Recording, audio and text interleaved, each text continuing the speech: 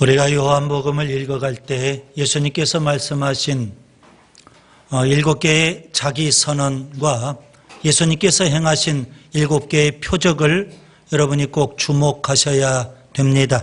오늘은 좀 이것을 먼저 정리하고 요한복음 11장을 보도록 하겠습니다. 예수님께서 행하신 7개의 표적들이 있습니다. 요한복음 2장에 물로 포도주를 만드신 기적이고, 요한복음 4장에 왕의 신하의 아들을 살리신 기적입니다. 그리고 요한복음 5장에 38년 된 병자를 고치신 기적이 있습니다. 요한복음 6장에는 오병이어로 5,000명을 먹이신 기적도 나옵니다. 또 요한복음 6장에 계속 보면 갈릴리 바다 위를 걸으신 기적도 있습니다.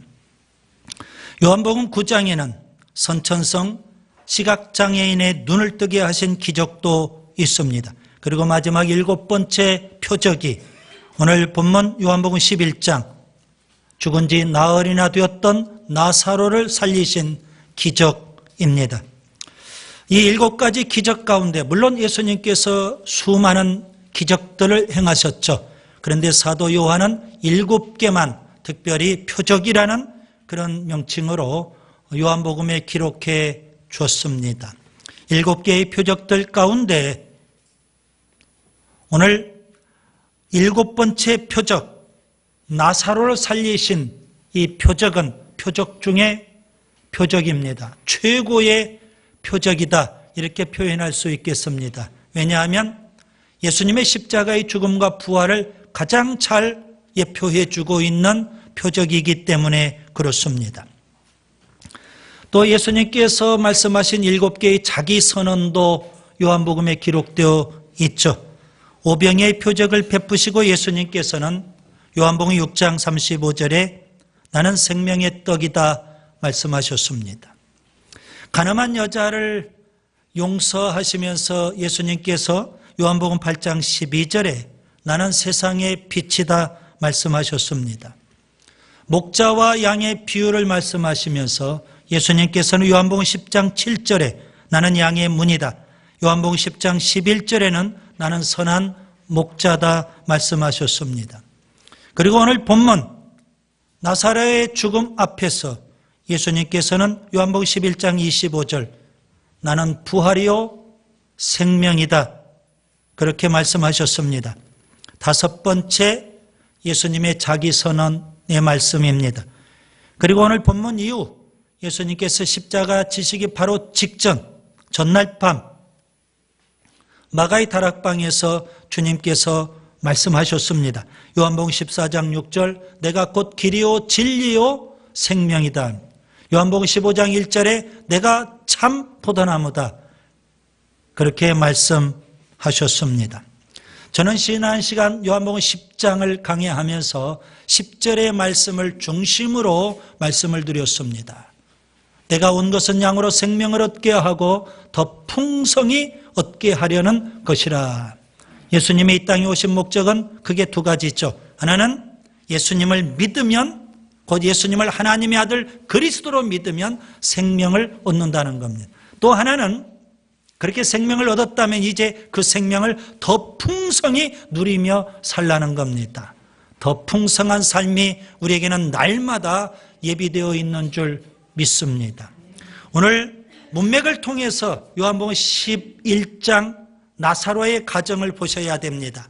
그 가정에 죽음의 병이 들어왔고요. 끝내는 죽었습니다. 그 가정은 초상집이 되고 말았습니다. 예수님께서 말씀하신 더 풍성한 생명을 누리며 사는 곳은 아니었습니다. 그런데 주님이 오셔서 그 가정에 더 풍성한 생명을 누리며 살도록 해 주신 줄 믿습니다. 그런 차원에서 오늘 요한복음 11장은 또다시 중요합니다. 따라서 합시다. 더 풍성한 생명을 누리며 살자. 더 풍성한 생명을 누리며 살아야 되는데 그런 삶을 살지 못하도록 방해하는 최대의 적이 있습니다. 그게 뭘까요? 죽음입니다. 죽음. 죽음에 대한 공포와 두려움, 이것이 바로 우리로 하여금 더 풍성한 삶을 살지 못하게 합니다. 예수 믿고 구원받았어요?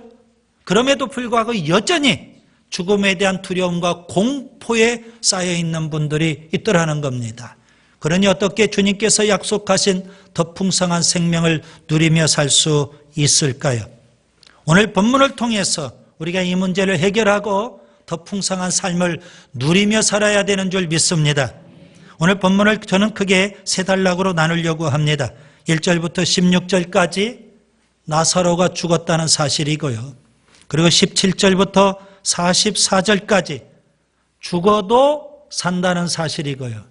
그리고 세 번째 45절부터 57절까지 한 사람이 죽어야 한다는 사실입니다. 먼저 첫 번째 단락을 보세요. 1절부터 16절까지입니다. 나사로가 죽었습니다. 여러분, 나사로가 죽었다는 것이 뭐 그렇게 중요할까요? 나사로, 마르다, 마리아 삼남매가 살았던 곳이 베다니입니다. 베다니는 예루살렘에서 아주 가까운 곳입니다.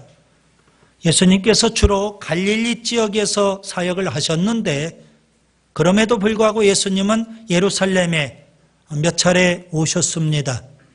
그때마다 예루살렘에 오르실 때 또 예루살렘을 내려가실 때 예수님께서는 꼭 베다니에 있는 나사로, 마리아, 마르다 이 가정을 꼭 신방하셨습니다.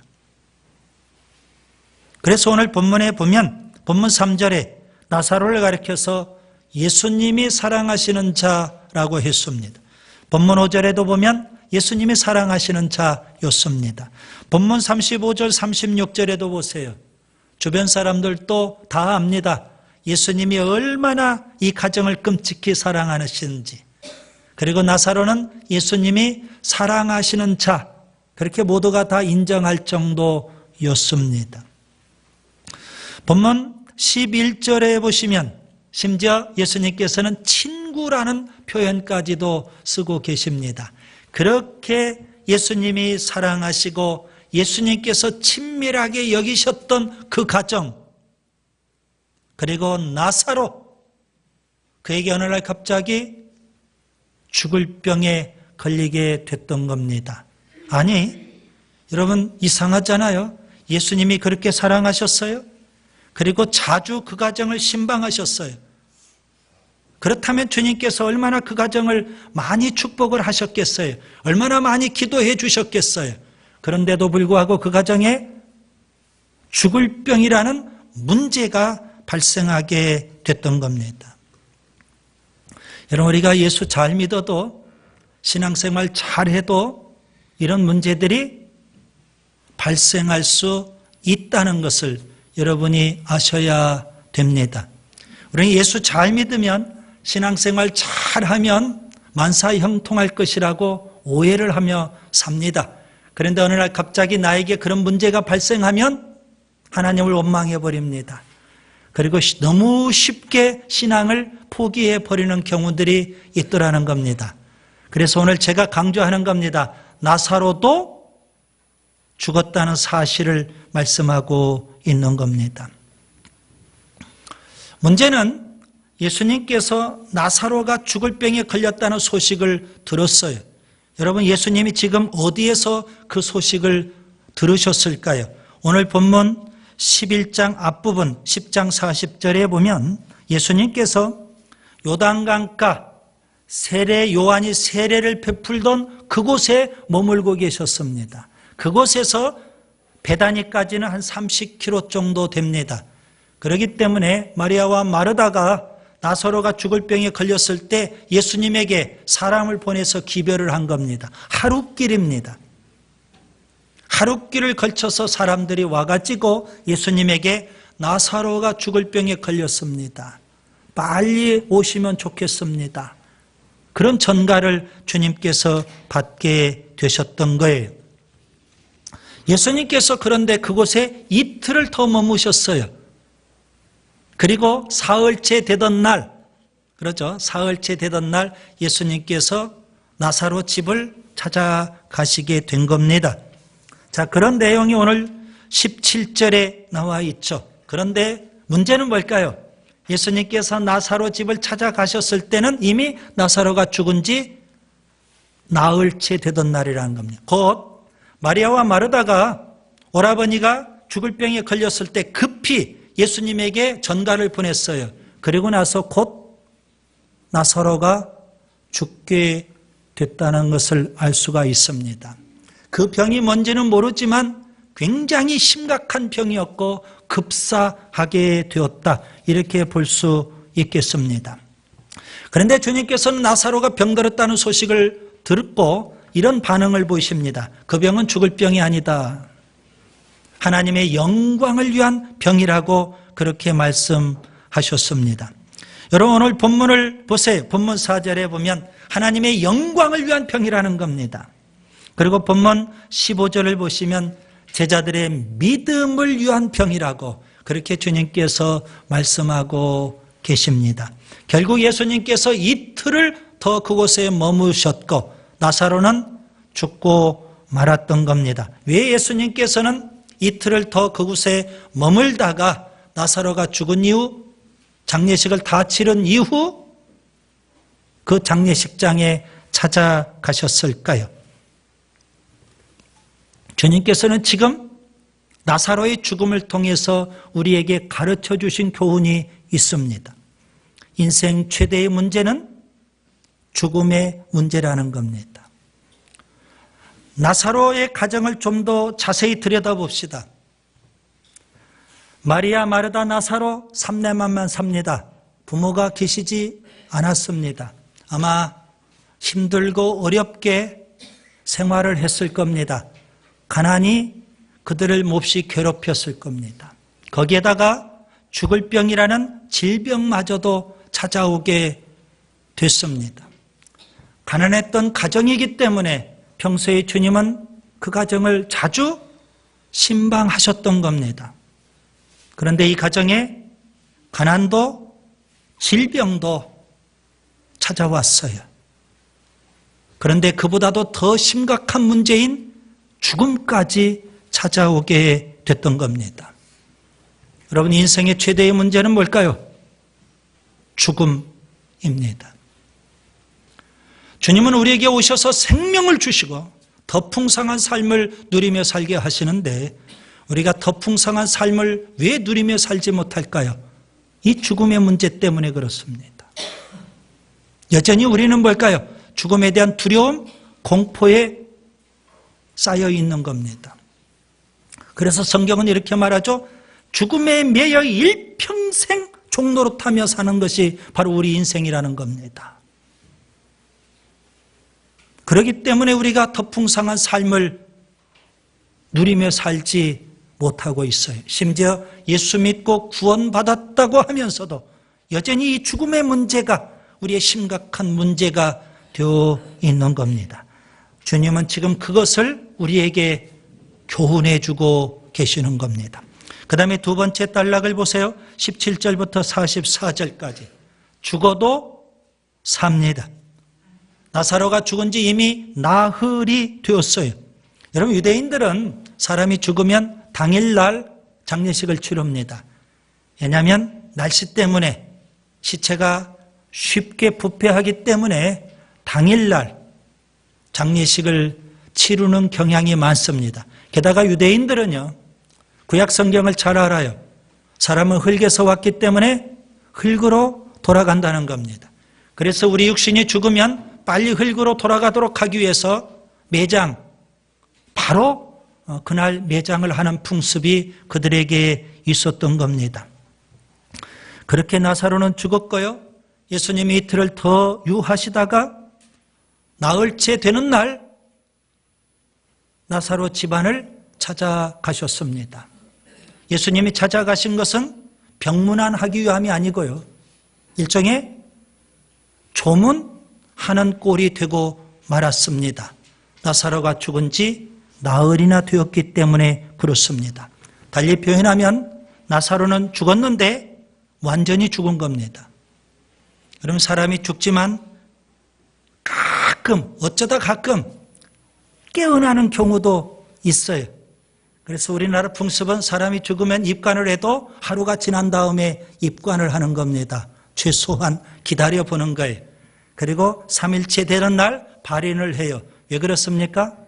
그 사람의 영혼이 주변에 3일 동안 머물러 있다는 그런 미신 때문에 최소한 3일 동안 기다렸다가 우리가 발인도 하고 장례식을 치르게 되는 거예요.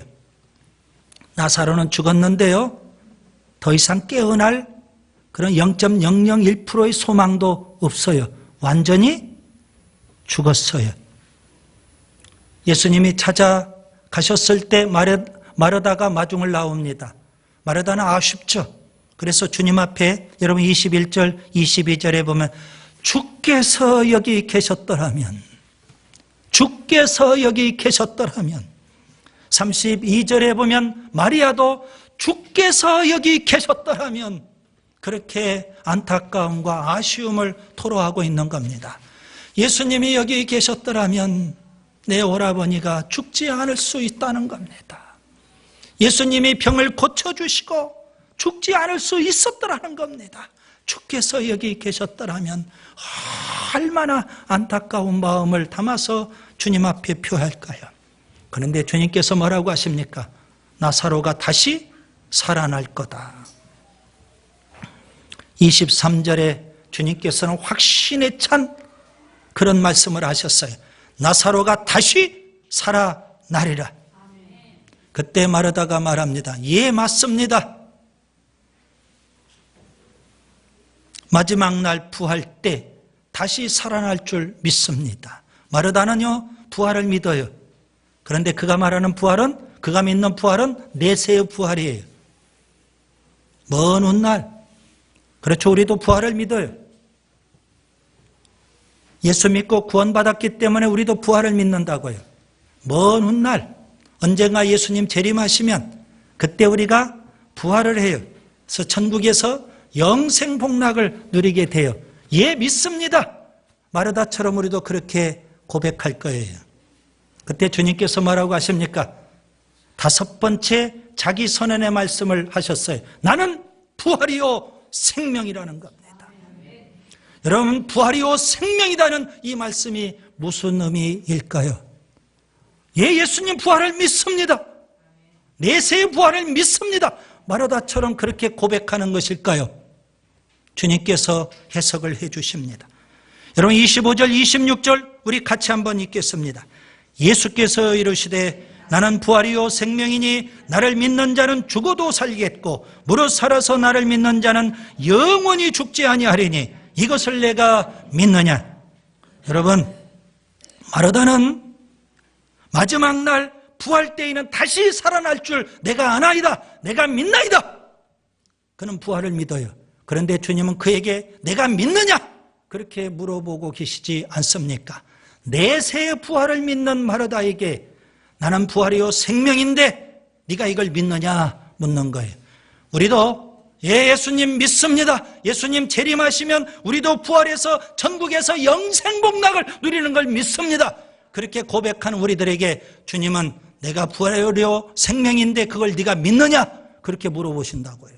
아니, 믿는다는데 주님은 믿느냐고 물어보시는 거예요. 우리의 믿음을 점검해 봐야 되잖아요.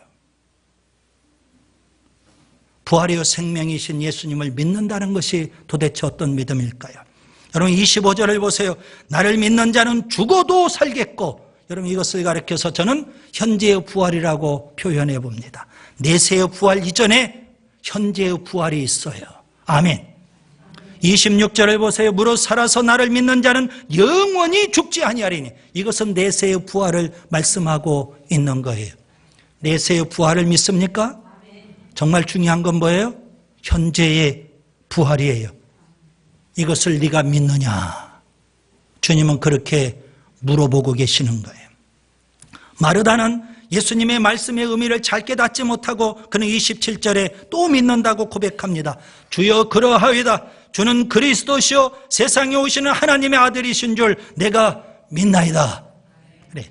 부활이요 생명이신 예수님, 그분은 하나님의 아들이시며 우리를 구원하신 그리스도가 되십니다. 그분은 분명 우리에게 부활을 주시는데요, 내세의 부활도 주실 거예요. 그런데 더 중요한 건 뭐예요? 현재의 부활도 주신다는 사실이에요. 여러분, 주님께서 우리에게 묻고 계셔요. 내가 부활이요 생명인데 네가 이걸 믿느냐? 여러분, 현재의 부활을 믿으시는지요? 예수님께서는 마리아와 마르다를 데리고 나사로의 무덤으로 가셨어요. 왜요? 그들에게 현재의 부활이 무엇인지를 보여주시기를 원하신 거예요. 그래서 나사로의 무덤 앞에서 예수님은 세 가지 명령을 내리셔요. 그 첫 번째 명령 39절입니다. 돌을 옮겨 놓으라. 유대인들의 무덤은요, 돌로 막아놨어요. 돌을 옮겨 놓으라는 거예요. 그런데 예수님을 믿는다고는 마르다가 극구 사양을 합니다. 예수님 죽은 지 나흘이나 되었습니다. 썩어서 부패했을 겁니다. 썩은 냄새가 날 겁니다. 안 됩니다. 이거. 아니, 믿는다고 했는데 예수님은 돌문을 옮겨 놓으라고 했는데 안 된다는 거예요. 주님이 말씀하시죠. 40절. 내 말이 내가 믿으면 하나님의 영광을 보리라 하지 아니하였느냐. 믿으면 하나님의 영광을 보게 될 거라는 거예요. 돌을 옮겨 놓으라는 겁니다. 그리고 두 번째, 주님께서 말씀하셨어요. 돌을 옮겨 놓으니까 뭐가 보여요? 나사로의 시신이 보여요. 주님께서는 죽은 지 나흘 되었던 나사로의 시신을 향해서 큰 소리로 외치셨어요. 나사로야, 나오라. 죽은 자가 이 음성을 들어야 돼요.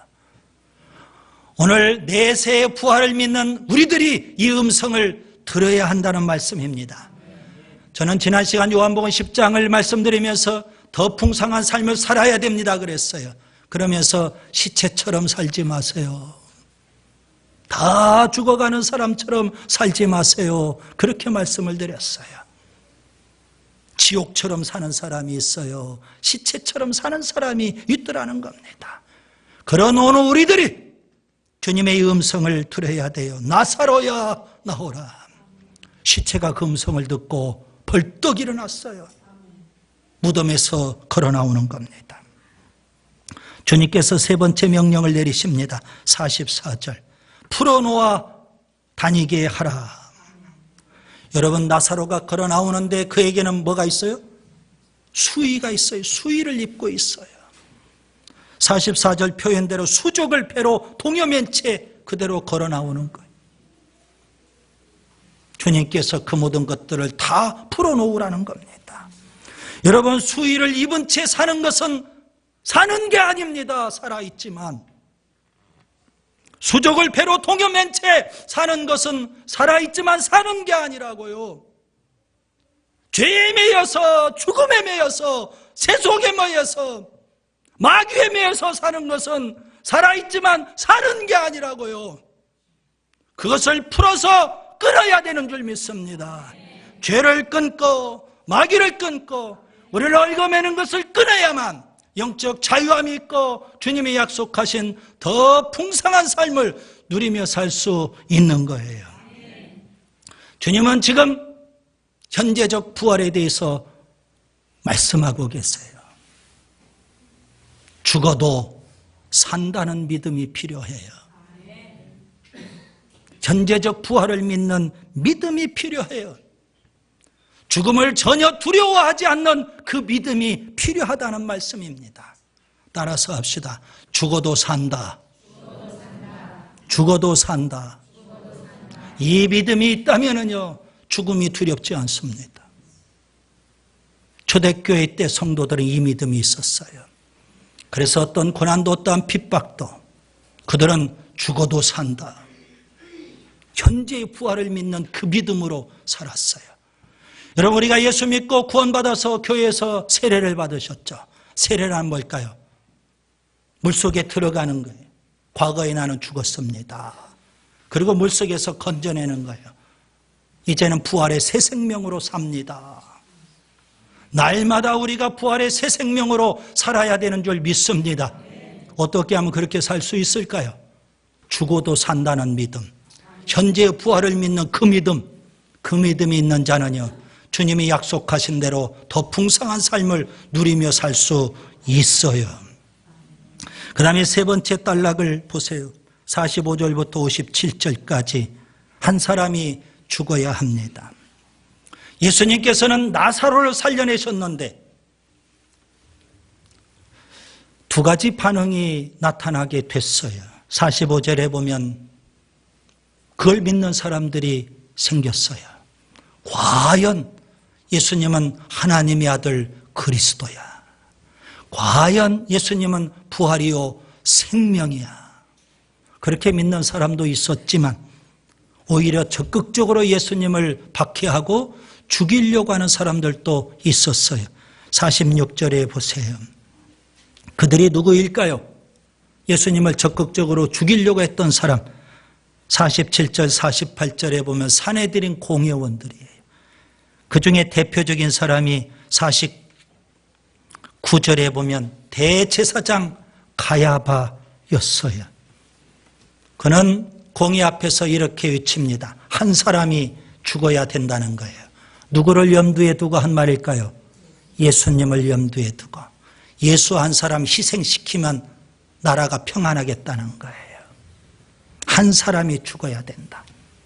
그런데 성경은 그 가야바의 그 말을 영적으로 해석을 해요.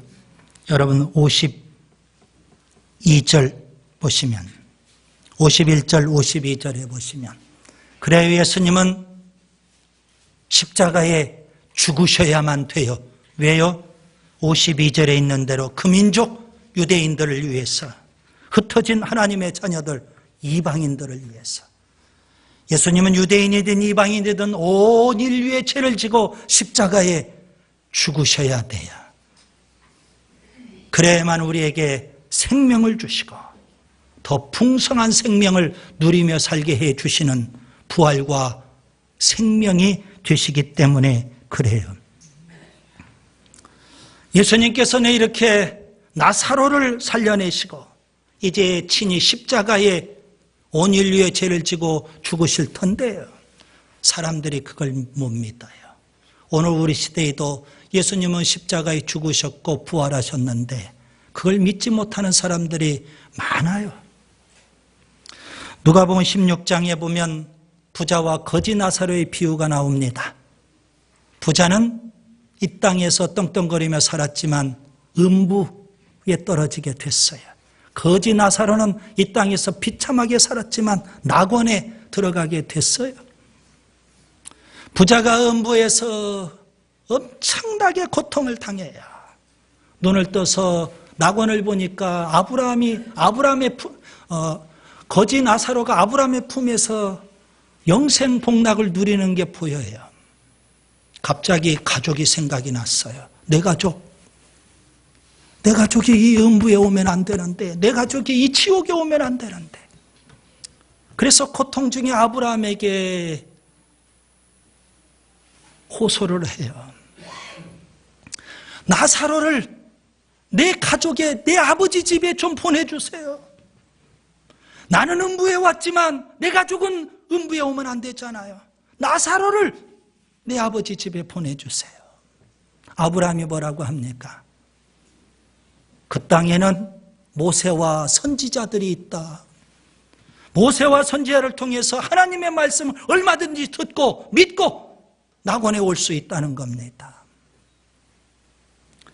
그때 부자가 고통 속에서 또 아브라함에게 호소를 합니다. 만일 죽은 자가 살아서 가면 그들의 말을 듣지 않겠습니까? 죽었다 살아난 자가 말하면 아마 다 듣고 믿을 거라는 거예요. 그때 아브라함이 고개를 저으면서 말해요. 그 땅에 있는 모세와 선지자의 말도 듣지 않는 사람이라면 죽었다가 내가 살아난 사람이 가서 말한다 할즉 그들의 말도 듣지 않을 거라는 겁니다. 그렇게 믿지 않은 자들이 있어요. 예수님 십자가에 죽으시고 부활하셨는데 죽었다 깨나도 안 믿는 사람들이 있어요.